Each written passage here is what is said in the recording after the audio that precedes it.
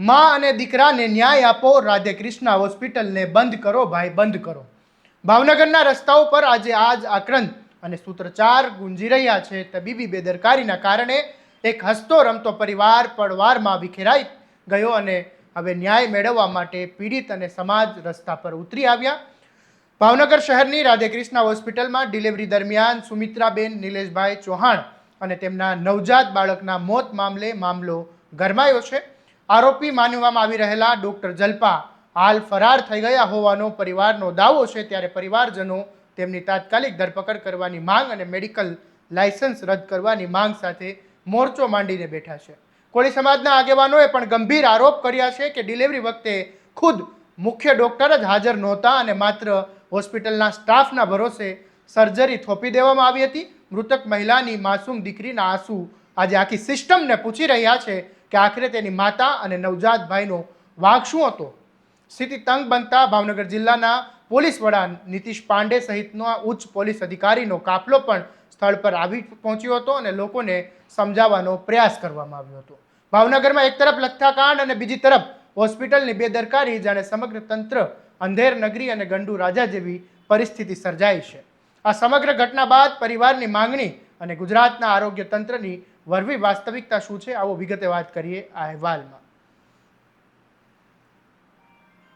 નમસ્કાર, હું છું આસિફ કાદરી અને સ્વમાન સાથે તમારું સ્વાગત છે। ભાવનગરના ભરતનગર વિસ્તારમાં રહેતા સુમિત્રાબેન ચૌહાણને ડિલિવરી માટે રાધે કૃષ્ણા હોસ્પિટલમાં દાખલ કરવામાં આવ્યા। પરિવારજનોના જણાવ્યા મુજબ सामान्य डिलिवरीनी बात कह्या बाद अचानक कटोकटी ऊभी करीने सिजेरियन ऑपरेशननी मंजूरी लेवामां आवी। कोળી समाजना आगेवानो अने परिवारनो आरोप छे के डिलिवरी वखते डॉक्टर जल्पा हाजर नहोता अने बिन अनुभवी स्टाफ द्वारा ऑपरेशनने हाथ धरवामां आव्युं अने गर्भस्थ बाळक अने माता बंनेना श्वास थंभी गया हता। पोतानी घोर बेदरकारी छुपाववा माटे महिलानुं मोत थई गयुं होवा छतां तेने जीवती दर्शावी अने परिवारनी मंजूरी वगर भावनगरनी बजरंगदास होस्पिટલમાં खसेडवानुं ષડયંત્ર રચાયું હોવાનો પણ પરિવારનો દાવો છે।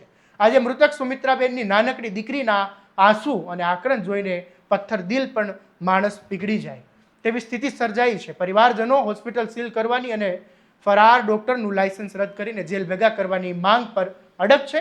ત્યારે આ મામલે પરિવારજનોએ અને સમાજના આગેવાનોએ શું કહ્યું એ પહેલા તમે સાંભળી લો। સીલ કરી દો। જલ્પાબેન ફરાર છે, એની 24 કલાકમાં ધરપકડ કરો અને એનું લાયસન્સ રદ કરો અને આ નાની નાની બાળાને ન્યાય આપો। આ નાની નાની બાળા 4-4 દિવસથી ભૂખી તરસી રોઈ રહી છે, તો એ બાળાને ન્યાય આપો તમે, અને ન્યાય આપો અને અમને પોલીસ તંત્રએ જવાબ આપવો પડશે કે આ પોલીસ એ ફરિયાદ કરી હો છતાં તે લોકો કેમ અમારી एफआईआर दर्ज नहीं करता। हमारा घरना ने डिलिवरी माटे राधे कृष्ण हॉस्पिटल भगवती सर्कल पास एडमिट कर्या था। 4 वागे एम कीधुं के रात्रे 12 वाग्या लगीमां नॉर्मल डिलिवरी थई जशे। पछी ए लोको एमना जल्पा मैडम तो नहोता ने एना स्टाफे मेहनत करी एमना नॉर्मल डिलिवरी करवानी। पछी 3 वाग्या सुधी अमने एम ज कीधुं। पछी ए लोकोने मारा घरना ने नॉर्मल डिलिवरी न थई पछी रूम मांथी ऑपरेशन रूम में लई जता हता। एमना हालीन नीचे ब्लड वेरातुं हतुं ने एम पछी 3 वाग्या पछी कीधुं के तमारा छोकरा के छोकरो तमारो के श्वास नहीं लेतो के 15 मिनिट में श्वास ले तो बचशे। पछी 15 मिनिट पछी पाछा कीधुं के तमारो छोकरो डेड छे के। पछी बीजो क्या डॉक्टर आव्यो एणे मने कीधुं के तमारा घरनानी हालत बहुत सीरियस छे के ब्लड वधारे वी गयुं एटले के पछी के 5-6 वाग्या त्यां बजरंगदास होस्पिटल ની ગાડી બોલાવી લીધી ને આ બજરંગદાસ હોસ્પિટલ માં લઈ ગયા અને પછી ત્યાં કીધું કે આ ડેટ છે। આ સિઝેરિયન કર્યું અને કોથળી કાઢી નાખી। આ કઈ હોસ્પિટલ હતું? રાધે કૃષ્ણ ભગવતી સર્કલ કાળાનાળા। તમે આ જે પોલીસમાં ફરિયાદ કરી છે? હા કરી છે। પોલીસનું શું કહેવાનું થાય છે? પોલીસ વાળા કોઈ હજી ધ્યાન નથી દીધું અમારે પર।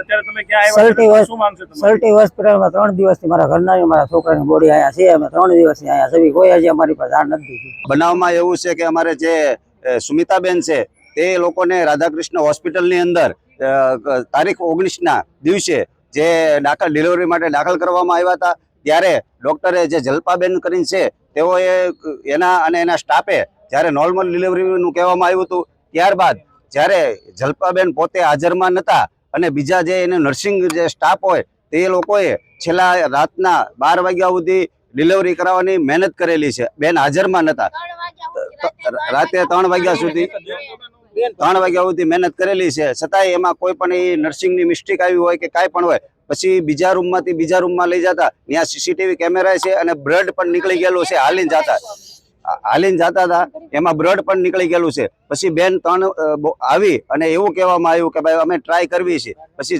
જલ્પાબેને આવી અને જ્યારે 2 થી 3 કલાકની અંદર રૂમમાં રહ્યા, ત્યારબાદ બહાર આવી અને કીધું કે ભાઈ આને હવે સિઝેરિયન કરવું પડશે, તકલીફ છે બાળકમાં. જ્યારે 3 વાગ્યા સુધી નોર્મલ હોય ત્યારબાદ આવી અને એવું કીધું કે આને સિઝેરિયન કરવું પડશે. તો જેના પરિવાર છે એ લોકો એગ્રી થયા કે આ ભલે અમારા બેનને બાળક બચતું હોય તો સિઝેરિયન કરી નાખો.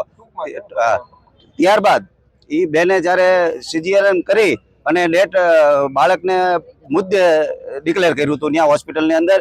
પછી આ પરિવારે એવું કીધું કે વાંધો નહીં, બેનને બચાવી લ્યો એમ. એ કે વાંધો નહીં, બેન નોર્મલ છે. પછી એવું કહેવામાં આવ્યું કે હવે 50% બેન છે ને 50% નથી. ત્યાર પછી તેઓએ કોથળી પણ કાઢી નાખવામાં આવી છે. અને જો સિઝેરિયન કરવામાં આવ્યું હોય તો ગુપ્ત જગ્યાએ શા માટે ચેકો માર્યો છે અને શા માટે ત્યાં કણે ટાંકા લેવામાં આવ્યા છે? સિઝેરિયન તો ઉપરથી લેવાનું આવે છે. એટલે આ ઘોર બેદરકારી જલ્પાબેન ભટ્ટની છે અને આ કૃષ્ણા હોસ્પિટલની છે. ત્યારબાદ એ લોકોએ બજરંગ હોસ્પિટલની જ્યારે એમ્બ્યુલન્સ બોલાવી લીધી પરિવારને કીધા વગર કે ભાઈ અમારી પાસે આ મશીન નથી એટલે તમે અહીં શિફ્ટ થઈ જાઓ. એટલે બજરંગ હોસ્પિટલમાં અમે 6:30 લઈને ગયા ત્યારે બજરંગ હોસ્પિટલના સાહેબે એવું કહેવામાં આવ્યું કે ભાઈ આ ડેટ થઈ ગયેલું છે, ત્યાંથી ડેટ થઈ ગયેલા છે. એટલે ઘોર બેદરકારી જલ્પાબેન ભટ્ટની છે, રાધાકૃષ્ણ હોસ્પિટલની છે. આની ઉપર કાર્યવાહી થવી જોઈએ જેથી કરીને કોઈ બીજો ગરીબ પરિવાર આના ભોગ ન બને. પરિવાર અને સમાજનો રોષ જોઈને ઘટનાની ગંભીરતાને ધ્યાનમાં રાખીને જિલ્લા પોલીસ વડા નીતિશ પાંડે સહિતના ઉચ્ચ પોલીસ અધિકારીનો મોટો કાફલો ઘટના સ્થળ પર પહોંચ્યો. પોલીસે પરિવારજનો સાથે વાતચીત કરી અને મામલો થાળે પાડવા માટે કાયદેસરની તપાસની ખાતરી આપી હોવાનો પણ પરિવારનો દાવો છે. હાથ ધર્યા છે. પરંતુ સ્થાનિકોનો સીધો સવાલ છે કે ભાવનગરમાં તંત્ર આખરે કરી શું રહ્યું છે? એક તરફ ઝેરી લઠ્ઠો લોકોના જીવ લઈ રહ્યો છે તો બીજી તરફ હોસ્પિટલમાં બેદરકારીથી માતા બાળકો મરી રહ્યા છે, છતાં કડક દાખલો બેસાડાતો કેમ નથી? આ કોઈ પહેલી ઘટના નથી. ગોધરાની ઠાકર હોસ્પિટલ હોય કે વાવથરાદના ગામડાની ઘટના હોય કે અમરેલીની ઘટના હોય, ગુજરાતભરમાં આવી ઘટનાઓ જાણે સામાન્ય બનતી જાય છે. વાસ્તવિકતા એ છે કે જ્યારે કોઈ પણ ગરીબ પરિવાર પોતાની દીકરી, માતા કે બહેન ગુમાવે ત્યારે તપાસ સમિતિઓના નામે ફાઇલો સરકારી કબાટમાં દબાવી દેવાય છે. શું ગુજરાતમાં સામાન્ય નાગરિકના જીવનની કોઈ કિંમત જ નથી રહી? જ્યાં સુધી ન્યાય માટે સામાન્ય માણસને રસ્તા પર ઉતરીને લાકડીઓ અને સંઘર્ષનો સામનો કરવો પડે ત્યાં સુધી સુશાસનના તમામ દાવાઓ પોકળ રહેશે. ભાવનગરની આ માસૂમ દીકરીના આંસુનો જવાબ શાસન અને પ્રશાસને આપવો જ પડશે. ત્યારે આ મામલે તમારું શું કહેવું છે? કોમેન્ટ બોક્સમાં જરૂરથી લખજો. અને તમારા સ્વમાનની વાત કરતાં સ્વમાનની વાત જો તમને પસંદ છે તો સ્વમાનને સબસ્ક્રાઇબ કરવાનું અને આ વિડીયોને શેર કરવાનું ભૂલતા નહીં. નમસ્કાર.